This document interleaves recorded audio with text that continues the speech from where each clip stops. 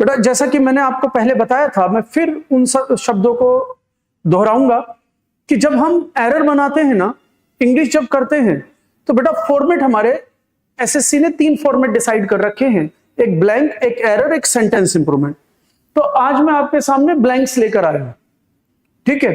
और जो एरर है बिल्कुल करंट है, देखो 2024-25 के ही एरर्स है। और जब हम आंसर देते हैं तो आंसर 2 तरीके से देते हैं।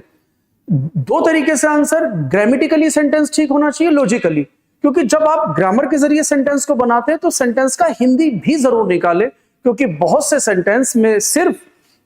सेंटेंस के अंदर सिर्फ एरर तभी निकाला जा सकता है जब उसका आप ट्रांसलेशन कर पाएंगे, ठीक है। इसके अलावा एसएससी ने पूरे के पूरे सिलेबस को, इंग्लिश के पूरे सिलेबस को 3 पार्ट में डिवाइड कर रखा है, एक वोकैबुलरी, एक ग्रामर और एक रीडिंग्स की। वोकैबुलरी, ग्रामर और रीडिंग्स की। तो वोकैब से भी इवन ग्रामर के अंदर वोकैब डालकर पूछता है, और ग्रामर तो है ही है, साथ साथ रीडिंग, कि जब तक सेंटेंस ट्रांसलेट नहीं करोगे तब तक ये हो नहीं पाएगा। इसी बात को मैं आपको सेंटेंस के साथ साथ समझाता हूं। चलिए शुरू करते हैं। देखिए बेटा, इस सेंटेंस की बात करें तो क्या कहता है कि no other book in the series, कि इस पूरी सीरीज में कोई भी बुक ऐसी नहीं है, no other book in the series captivated readers, जिसने रीडर को कैप्टिवेट किया हो। कोई भी ऐसी बुक नहीं है एज डैश के as much, as many, as most या as more the final instalment, कि जो बुक की जो फाइनल इंस्टॉलमेंट आई है इससे ज्यादा कैप्टिवेट मतलब आकर्षित करना। तो सबसे ज्यादा जो आकर्षित किया किसी और बुक ने नहीं, बल्कि जो फाइनल इंस्टॉलमेंट थी उस बुक ने क्या कहते हैं, आकर्षित किया। तो आकर्षित करना काउंटेबल नहीं है, और बेटा मैनी काउंटेबल के साथ आता है, इसलिए ये तो गया। दूसरी बात, जब हम एज का यूज करते हैं ना बेटा, जैसे एज का यूज करते हैं या खाली एज का भी, तो इसके बीच में हम पॉजिटिव डिग्री का यूज करते हैं। और अगर हम तीनों को देखें तो एक पॉजिटिव डिग्री है, एक कंपैरेटिव डिग्री है और एक सुपरलेटिव डिग्री है। तो जो मच होता है वो पॉजिटिव डिग्री, मच का जो कंपैरेटिव डिग्री होता है वो है मोर, और सुपरलेटिव डिग्री होता है मोस्ट। तो बेटा ये पता चला कि ये पॉजिटिव डिग्री, ये हमारा कंपैरेटिव डिग्री, ये हमारा पॉजिटिव डिग्री हुआ, ये पॉजिटिव डिग्री, ये सुपरलेटिव डिग्री, और ये हमारा कंपैरेटिव डिग्री। और हमें एज के बाद पॉजिटिव डिग्री चाहिए होता है, और अगर पॉजिटिव डिग्री की बात हो रही है तो फिर आप मच लगा पाएंगे और कोई लग नहीं पाएगा। क्लियर हुआ कि नहीं? ठीक है, चलिए आगे लेते हैं। Next question on your screen is, चलिए बेटा रिप्लाई कीजिए। 2 का ABCD, 2 का ABCD देखें। Luck does not always favour us, luck जो है, जो हमारा भाग्य है, डज नॉट ऑलवेज फेवर अस, ये हमेशा हमें फेवर नहीं करता है। लक जो है हमेशा हमें फेवर नहीं करता है, इसीलिए वी मस्ट ऑलवेज डिपेंड, और हमें हमेशा डिपेंड होना चाहिए डैश आवर ओन एफर्ट्स, अपने खुद के प्रयत्नों पर ही हमें निर्भर होना चाहिए। भाग्य हमेशा साथ नहीं देता, मेहनत करते रहना चाहिए, ये कह रहा है सफलता के लिए।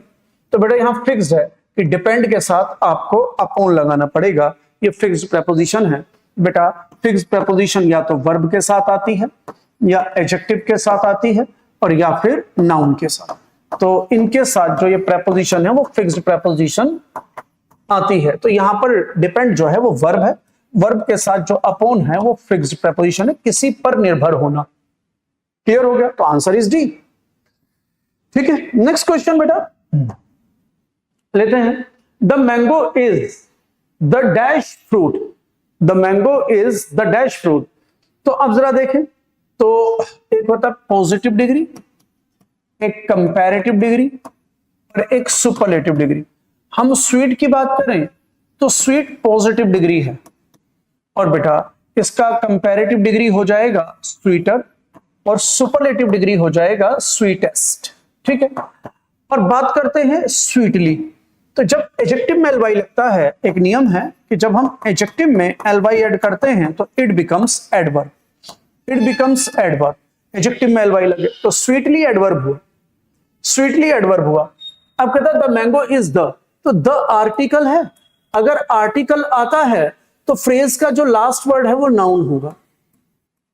आर्टिकल आएगा तो उसके तुरंत बाद ये फ्रेज का अंतिम शब्द नाउन, तो यहां पे फ्रूट नाउन है, तो फ्रूट कैसा है, तो फ्रूट मतलब नाउन है, तो नाउन को डिस्क्राइब करने वाला वर्ड एडजेक्टिव। तो हमें यहां पर एडजेक्टिव चाहिए, अगर यहां एडजेक्टिव चाहिए तो स्वीटली तो एडवर्ब है, क्योंकि एडजेक्टिव में एलवाई लगता है तो एडवर्ब, तो स्वीट में एलवाई लगा, स्वीटली तो एडवर्ब हो गया, ये तो गया, क्योंकि चाहिए एडजेक्टिव, एडवर्ब आएगा नहीं। अब ये तीनों एडजेक्टिव हैं, लेकिन एक पॉजिटिव डिग्री, एक कंपैरेटिव डिग्री और एक सुपरलेटिव डिग्री। तो बेटा जो द आर्टिकल है ना, द आर्टिकल वो सुपरलेटिव डिग्री से पहले आता है, द आर्टिकल सुपरलेटिव डिग्री से पहले आता है। तो यहां अगर द आ गया तो इससे पता चला कि सुपरलेटिव डिग्री यहां स्वीटेस्ट चाहिए होगा। तो कहते the mango is the sweetest fruit, mango जो है सबसे ज्यादा मीठा फ्रूट है, तो सबसे ज्यादा कि बाकी और जो फ्रूट्स हैं उनके मुकाबले जो सबसे ज्यादा मीठा है वो आम है। क्लियर हुआ कि नहीं? तो आर्टिकल हो जाएगा, इस वजह से आर्टिकल की वजह से सुपरलेटिव डिग्री। ग्रेट बच्चे, बहुत बढ़िया, एक्सीलेंट। नेक्स्ट क्वेश्चन आपकी स्क्रीन पर, the blueberries in the basket are blue. कहता है जो ब्लूबेरीज है ना बास्केट के अंदर वो ब्लू है। द डिनोटेशन, डिनोटेशन का मतलब होता है किसी भी शब्द का वास्तविक अर्थ, डिनोटेशन का मतलब है, डिनोटेशन का मतलब है किसी भी चीज का वास्तविक अर्थ। तो the denotation of the word blue is, कि इसके अंदर जो ब्लू शब्द आ रहा है वो किस चीज को डिनोट कर रहा है। तो इस सेंटेंस के अंदर जो ये ब्लू आया है वो किस चीज को डिनोट कर रहा है, वो ब्लू क्या है, कि ग्लूमीनेस है। ग्लूमीनेस का मतलब होता है उदासी, क्या ये उदासी का साइन है? सैडनेस, जिसे हम कहते ग्लूमीनेस मतलब सैडनेस, क्या ये उदासी का साइन है? तो भाई ये तो इसका सिनोनिम हो गया, सेम ही हो गया। या ब्लू एक कलर है, या ब्लू किसी नेगेटिविटी को बता रहा है, तो बेटा आप समझ पाएंगे। तो ये क्या है, ये सेंस पर आधारित है, ये सेंस पर आधारित है, ये वोकैबुलरी पर आधारित है कि आप सेंटेंस पढ़े, और ये वोकैबुलरी पर आधारित है, कोई ग्रामर नहीं है इसमें। तो आंसर हो जाएगा क्योंकि कलर है, कि ब्लूबेरीज के अंदर जो ब्लू है वो एक कलर है, दैट्स इट। तो ये क्या हुआ, एक रीजनिंग, जैसे रीजनिंग का क्वेश्चन होता है उस टाइप से क्वेश्चन है। और देखो ये मैं अपने ये मैं जो लेकर आया हूं प्रीवियस ईयर का क्वेश्चन है, पीवाईक्यू 2025 में आया हुआ, 20 जनवरी को, 20 जनवरी को आया हुआ क्वेश्चन। तो इस तरीके से भी क्वेश्चंस आते हैं कि सिर्फ ग्रामर पर ही हम ना अटके रहें, वोकैबुलरी, ग्रामर, रीडिंग तीनों चीजें होना चाहिए, क्योंकि एसएससी ने पेपर को 3 पार्ट में डिवाइड कर रखा है। चलिए अब next question, Vinod had a dash escape in the car accident. बताओ बेटा, 5 का ABCD ऐसे करके लिखा करो, 5 ABCD, 5 ABCD। बिल्कुल, अब ये फिक्स्ड फ्रेज है। नैरो स्केप का मतलब होता है, नैरो स्केप का मतलब होता है, ईडियम है ये, बाल बाल बचना, बाल बाल बचना, मतलब कि कोई एक्सीडेंट होने वाला था, उससे बहुत कम डिस्टेंस से मतलब रह गए, अदरवाइज एक्सीडेंट हो जाता, बहुत कम डिस्टेंस से बच गए, तो इसे कहते हैं बाल बाल बचना, तो इसे कहते हैं नैरो एस्केप। तो ये फिक्स्ड ईडियम है, तो ईडियम है तो फिक्स्ड ही होगा, तो यहां पर नैरो आ जाएगा, नैरो एस्केप, बाल बाल बचना। तो Vinod had a narrow escape in the car accident, car accident के अंदर वो बाल बाल बचा, मींस एक्सीडेंट होते होते रह गया, बिल्कुल पास से गाड़ी निकल गई, ऐसे कहना चाहते हैं। क्लियर हुआ? तो बेटा जो चीजें फिक्स्ड है उन्हें याद करना पड़ेगा, ये ईडियम है, narrow escape. Next, we have postponed this movie outing, we have postponed this movie outing, हमने पोस्टपोन कर दिया इस मूवी आउटिंग के लिए, कि मूवी देखने जाते, इस मूवी आउटिंग को हमने कई बार पोस्टपोन किया है, टू मेनी टाइम्स, कई बार हमने इस मूवी आउटिंग को पोस्टपोन कर दिया। सो इसीलिए वी आर गोइंग टुमारो, इसलिए हम कल जा रहे हैं, कम डैश और शाइन, कम डैश और शाइन। अब आप बताओ आंसर, जल्दी बताओ।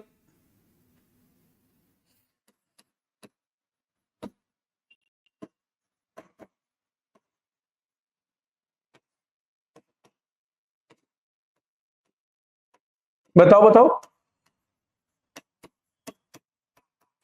बेटा। हमारा है ना एक इडियम है कमवट में, कह रहा देख भाई मैं कल जाऊंगा ही जाऊंगा कमवट में, चाहे कुछ भी हो जाए, आंधी आए तूफान आए, कोई मरे जी, मैं तो जाऊंगा जाऊंगा कमवट में। तो एक इडियम है कमवट में। तुक्का मारो या कुत्ता मारो लेकिन आइडिया आंसर जरूर दो, ठीक है? तुक्का मारो या कुत्ता मारो। तो यह है कि कमवट में, तो एक इडियम है।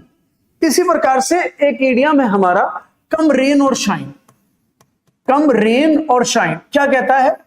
कम आ जाए, चाहे बारिश हो और चाहे धूप हो। तो इसका मतलब है चाहे कुछ भी हो, ये सिनोनिम है एक दूसरे के, ये सिनोनिम्स है बेटा एक दूसरे के, चाहे कुछ हो जाए। तो जब ईडियम है, तो अब जरा देखो ईडियम्स के लिए अलग से भी क्वेश्चंस पूछे जाते हैं। ईडियम्स के लिए अलग से भी क्वेश्चंस पूछे जाते हैं, बताता है कि भैया ईडियम्स एंड फ्रेजेस इनका रिप्लाई करो। लेकिन अलग एरर के अंदर भी ईडियम्स एंड फ्रेजेस पूछे हुए, एरर्स के अंदर भी ईडियम्स एंड फ्रेजेस पूछे हैं। तो बेटा मैं ये क्वेश्चंस आपके लिए क्यों लेकर आया हूं कि आप इस चीज को थोड़ा जागरूक हो जाएं कि वो फॉर्मेट क्या ले रहा है, कि एरर के अंदर सिर्फ ग्रामर नहीं है। अब ईडियम्स एंड फ्रेजेस पूछ रहा है वो एरर में, तो अब जो चीज फिक्स है उसके लिए कोई कुछ नहीं कर सकता, याद करना पड़ेगा। तो उसके लिए बेटा 2 4 5 10 रोजाना याद कर, तो आंसर हो जाएगा कम रेन और शाइन, चाहे बारिश आए और चाहे धूप हो, चाहे कुछ भी हो।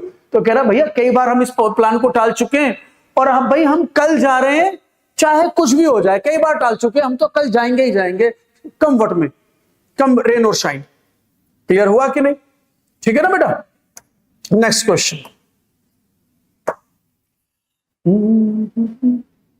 Akshay dash hard for the entrance exam and received A high score, and received A high score. यहां ग्रामर है, यहां ग्रामर है, इसे 2 तरीके से समझाऊंगा।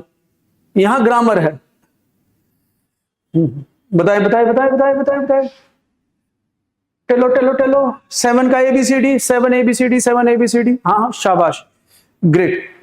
तो देखो यहां पर जो आंसर होगा ना, अब यहां देखिए ये तो ब्लैंक है, ये तो ब्लैंक है, इससे तो पता चलेगा नहीं क्योंकि ब्लैंक में कुछ भी आ सकता है। लेकिन आप इधर देखिए, एंड रिसीव्ड वर्ब की सेकंड फॉर्म, तो इट मींस यहां वो बात पास्ट की कर रहा है।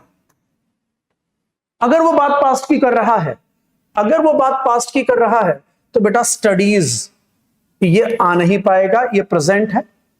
और वाज स्टडीड, बेटा बात समझे, अक्षय पढ़ाई करेगा, उसे पढ़ाई करवाई नहीं जाएगी, तो ये तो पैसिव वॉइस हो गया ना, B+V3।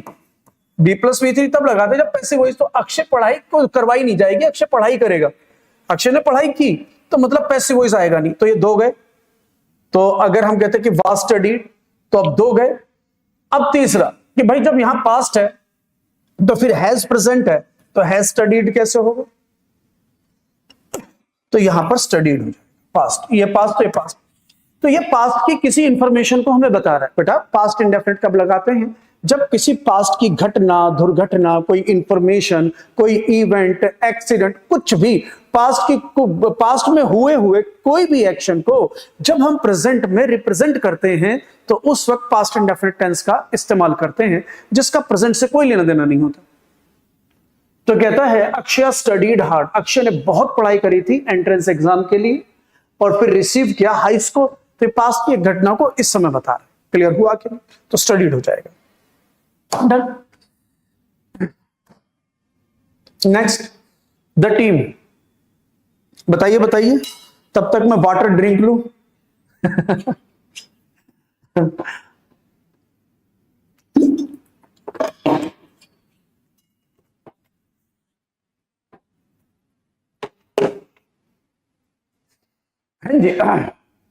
The team dash the championship before their star player got injured.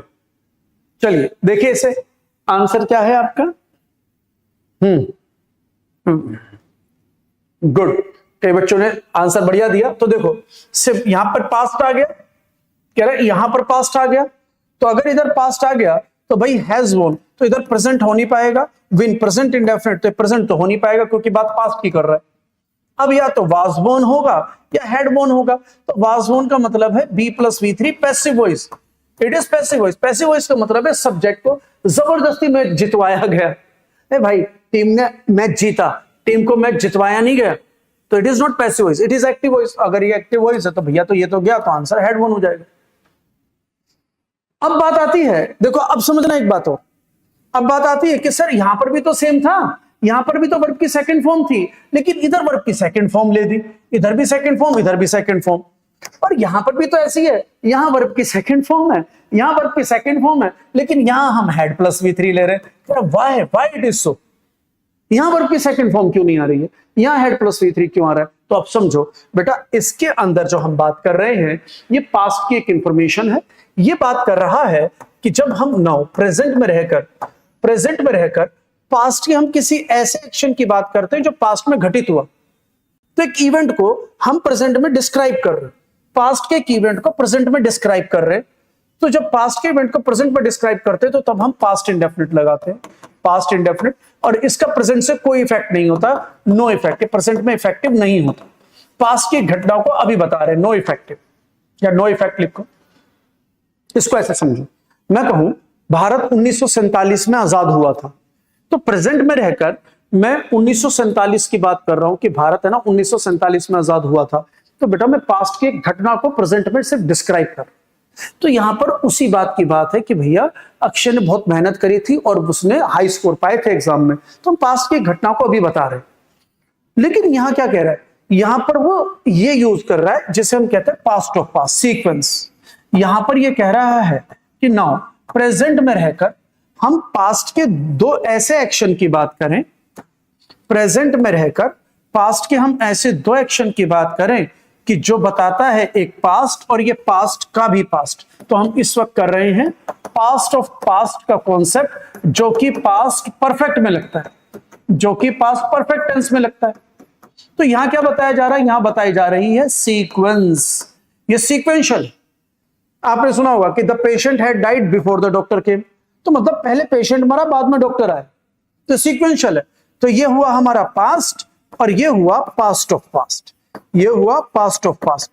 तो पास्ट ऑफ पास्ट को हम हेड प्लस V3 बनाते हैं और पास्ट को हम वर्ब की सेकंड फॉर्म से बनाते हैं। तो इसमें सीक्वेंस का एरर है, इसमें सीक्वेंस का एरर है। देखो इसमें लिखा हुआ बिफोर से पहले, बिफोर से पहले कि टीम जो है उसने चैंपियनशिप जीत ली थी before their star player got injured.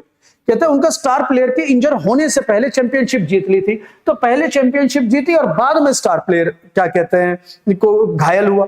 तो पहले जो होगा पास्ट परफेक्ट, बाद में जो होगा पास्ट इंडेफिनिट। पहले चैंपियनशिप जीती इसलिए पास्ट परफेक्ट, जो बाद में हुआ घायल बाद में हुआ पास्ट इंडेफिनिट, इसलिए हेड वन। अब समझ में आया? दोनों लग रहे थे सेम सेम, लेकिन सेम सेम है नहीं। तो दोनों में टेंस एरर है, इसमें भी टेंस एरर है और इसमें भी टेंस एरर, दोनों में। वो past indefinite past perfect. Clear हो गया होगा? अगला क्वेश्चन। क्लैरिटी ना मिली हो तो बता देना, मैं और ढंग से समझा दूंगा, लेकिन exactly I have already told you. Now look at the next question. She is dash A peacock in the blue satin sari. Answer ABCD।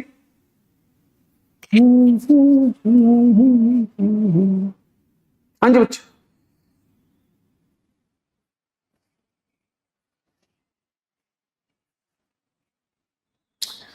तो बेटा देखो, अगर मैं बात करूं तो वेरी और एज का कॉम्बिनेशन होता ही नहीं है, इसे कहते हैं कॉन्ट्रडिक्शन।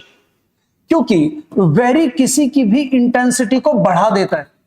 मैं कहूं राम, मैंने कहा Ram is brave, Shyam is very brave, Ram is brave, Shyam is very brave. तो मैंने श्याम वाले सेंटेंस में वेरी लगाया, वेरी लगाने से श्याम की ब्रेवनेस राम से ज्यादा हो गई। आई बात समझ?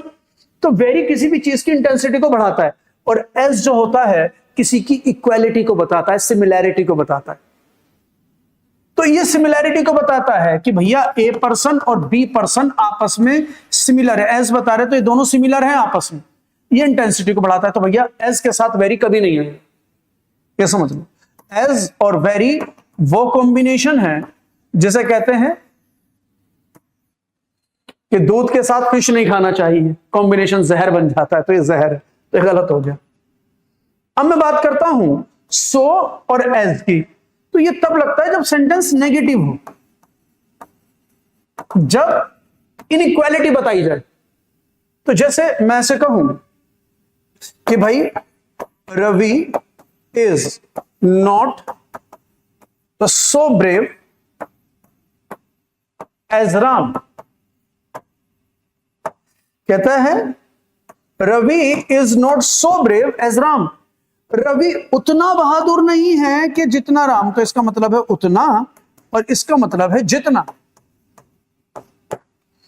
कहता Ravi is not so brave, Ravi उतना बहादुर नहीं है जितना कि राम। तो यहां नोट नेगेटिव सेंटेंस है, तो उसमें सो के साथ एस आता है। तो नेगेटिव सेंटेंस में सो एस, तो क्या इसमें नोट है कहीं? नहीं, तो ये नेगेटिव नहीं है। अगर ये नेगेटिव नहीं है तो आप सो एस लगा नहीं पाओगे, तो आप नेगेटिव नहीं है तो आप सो एस लगा नहीं पाओगे, तो ये भी क्या। तो फिर बेटा आंसर बनेगा S S.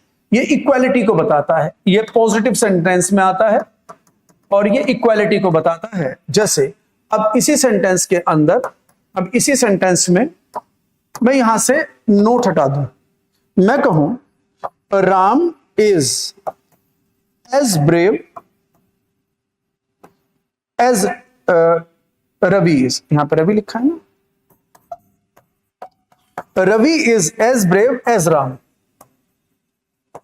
Ravi is as brave as Ram, Ravi उतना बहादुर है जितना कि राम। तो अब यहां पे एज और एज से इन दोनों के अंदर इक्वालिटी बता रहा है कि रवि उतना बहादुर है जितना कि राम, तो दोनों की बहादुरी सेम हो गई, इक्वल हो गया। तो यहां पे इक्वालिटी बता रहे, तो जब इक्वालिटी बताते तो एज और एज, तो आंसर एज ब्यूटीफुल एज हो जाए। और बेटा ब्यूटीफुल लाइक, लाइक का मतलब यह होता है कि हम किसी भी चीज को इमेजिन कर रहे। तो जैसे मैं बोलूं योर वॉइस, कहता है your voice is like music for me, कहता तुम्हारी आवाज मेरे लिए म्यूजिक की तरह है। तो म्यूजिक तो नहीं है, तो यहां पे क्या है? इमेजिनेशन। तो जब हम इमेजिनेशन की बात करते हैं तब हम लाइक लगाते हैं। तो यहां पर वो सिमिलैरिटी की बात कर रहा है, शी को पिकॉक से सिमिलर बता रहा है, तो फिर ये भी गलत। तो आंसर हो जाएगा एज एज। तो शी इज, कहते she is as beautiful as peacock, वो उतनी खूबसूरत है जितना कि पिकॉक। तो मतलब शी को और पिकॉक की खूबसूरती को सिमिलर कर रहा है, सिमिलैरिटी बताई जा रही है। तो कहता है वो ब्लू सैटिन साड़ी में बिल्कुल ऐसे लगती है जैसे कि पीकॉक। क्लियर हो गया? एक्सप्लेनेशन मिल गया सारा। आगे बढ़ते, नेक्स्ट क्वेश्चन बोलो बेटा। The police were on high alert on account of, on account of एक प्रेपोजिशनल फ्रेज है जिसका मतलब होता है के कारण। एक प्रेपोजिशनल फ्रेज है on account of. The police were on high alert on account of the dash convict who had killed many people. Error बताओ, एरर 10 का।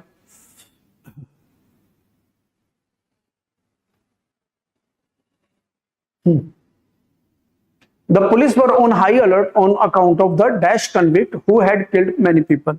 Error. तो देखो, अब अगर हम बात करते हैं ना रन आफ्टर, तो इसका मतलब होता है किसी के पीछे दौड़ना, कि do not run after money. तो इसका मतलब होता है किसी के पीछे दौड़ना, किसी चीज के पीछे दौड़ना। तो जैसे do not run after money, कि पैसों के पीछे मत दौड़ो, do not run after money, पैसे के पीछे मत दौड़ो। वो कब है? कहते दूर चले जाना किसी से, फ्रेजल वर्ब है, दूर चले जाना, इसका अर्थ है दूर चले जाना। इलोब्ड, कहता है इलोब्ड होता है भाग कर शादी कर लेना, भाग कर शादी कर लेना, भाग कर शादी करना। रन अवे, कहता है रन अवे का मतलब है भागा हुआ, इसका मतलब है भागा हुआ। तो अब जरा देखो, पुलिस जो है हाई अलर्ट पर है के कारण, किस वजह से? The run away convict, the run away convict, कि ऐसे अपराधी जो भागा हुआ है और उस अपराधी ने मार दिए थे बहुत सारे लोग, उस अपराधी ने बहुत सारे लोग मार दिए। तो आंसर हो जाएगा रन अवे, डी। क्लियर हो गया? ठीक है ना। नेक्स्ट देखें, आंसर दीजिए। As cattle are to herd so are birds to dash. बताइए बताइए 11 का।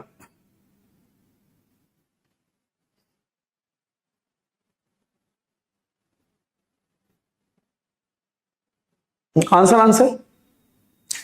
तो देखो कहता है as cattle are to herd, जो कैटल होते हैं ना, जो कैटल होते हैं उनके झुंड को हर्ड कहा जाता है। भाई ऐसे मानो जो हमने ग्रुप ऑफ स्टूडेंट्स, तो स्टूडेंट्स के ग्रुप को हम क्या कहते हैं? क्लास। प्लेयर्स के ग्रुप को हम क्या कहते हैं? प्लेयर्स के ग्रुप को हम क्या कहते हैं? टीम। ठीक है। फ्लावर्स के ग्रुप को हम क्या कहते हैं? बुके।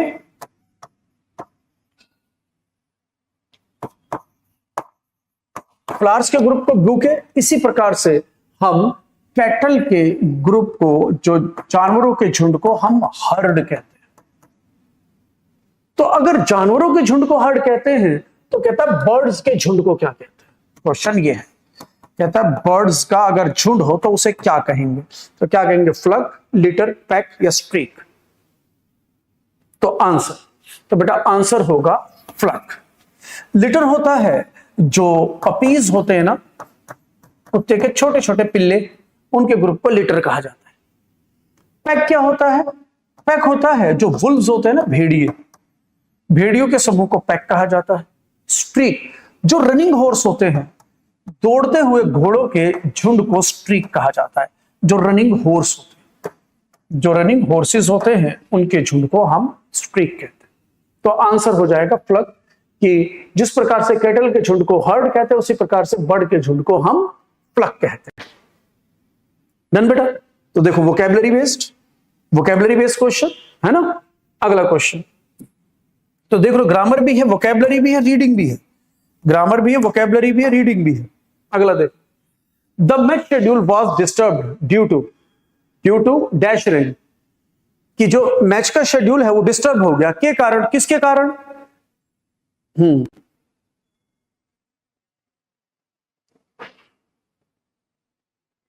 कहता है जो मैच है, मैच का schedule was disturb due to dash rain. किस रेन के कारण?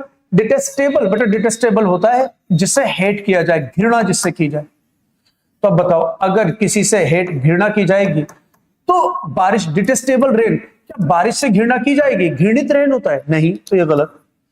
इंसेसेंट होता है कॉन्टिन्यूअस, लगातार। इंसेसेंट होता है कॉन्टिन्यूअस, लगातार। कॉन्स्टेंट, इसको हम कॉन्स्टेंट भी कह देते हैं, सिनोनिम है कॉन्स्टेंट, कॉन्स्टेंटली। तो फिर आंसर हो जाएगा इंसेसेंट रेन, मतलब कॉन्स्टेंट रेन की, लगातार रेन होने की वजह से में जो शेड्यूल है बिगड़ गया।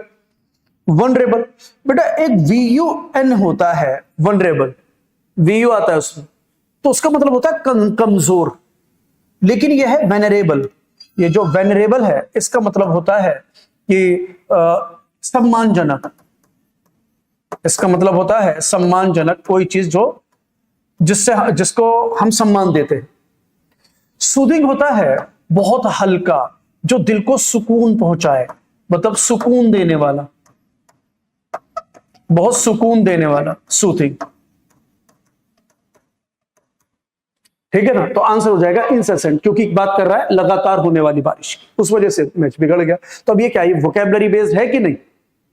वोकैबुलरी बेस्ड है कि नहीं? तो वोकैबुलरी बेस्ड भी क्वेश्चंस होते हैं बेटा। फिर बताता हूं, तीनों चीजों पर फोकस करना है, vocabulary, grammar, reading. Vocabulary, grammar, reading. अगला question, radium is a white powder that dash,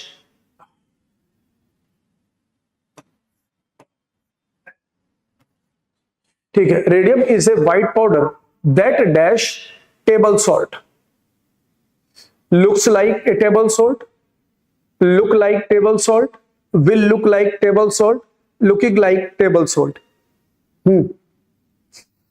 तो देखिए, radium is a white powder that, तो ये ए व्हाइट पाउडर जो है ये हमारा एंटीसीडेंट हो गया, क्योंकि अब दैट से हम इसे डिस्क्राइब कर रहे हैं। अगर हम दैट से डिस्क्राइब कर रहे हैं तो ये रिलेटिव क्लॉज हुआ कि नहीं हुआ? इट इज रिलेटिव क्लॉज, जिसे हम डिस्क्रिप्शन कहते हैं। तो इसका सब्जेक्ट तो दैट है, लेकिन जो सब्जेक्ट है इसे रिलेटिव प्रोनाउन कहते हैं, और रिलेटिव प्रोनाउन और एंटीसीडेंट, इनका नंबर, पर्सन, जेंडर सेम होता है। तो जो व्हाइट पाउडर है वही दैट है, तो व्हाइट पाउडर सिंगुलर है तो दैट सिंगुलर सब्जेक्ट हुआ। अगर दैट सिंगुलर सब्जेक्ट है तो बेटा इसके साथ प्लूरल वर्ब तो आ नहीं सकती, क्योंकि व्हाइट पाउडर सिंगुलर सब्जेक्ट है, तो दैट सिंगुलर सब्जेक्ट है, तो प्लूरल वर्ब आ नहीं सकती, तो ये गया, एक तो ये गया। अब दूसरा लुकिंग, लुकिंग V4 है, V4 से पहले बी की फॉर्म आती है, तो इसका मतलब है ये भी गया। और विल लुक लाइक, अब तो लुक्स लाइक या विल लुक लाइक, तो बेटा ये एक जनरल फैक्ट है। या बोल दे तो भाई रेडियम जो होता है ऐसा व्हाइट पाउडर होता है जो किसकी, टेबल सोल्ट की तरह लगता है, ये टेबल सोल्ट की लगता है कि नमक की तरह लगता है। तो पॉइंट इज ये उसकी सिमिलैरिटी को बता रहा है, ये फैक्चुअल बात है।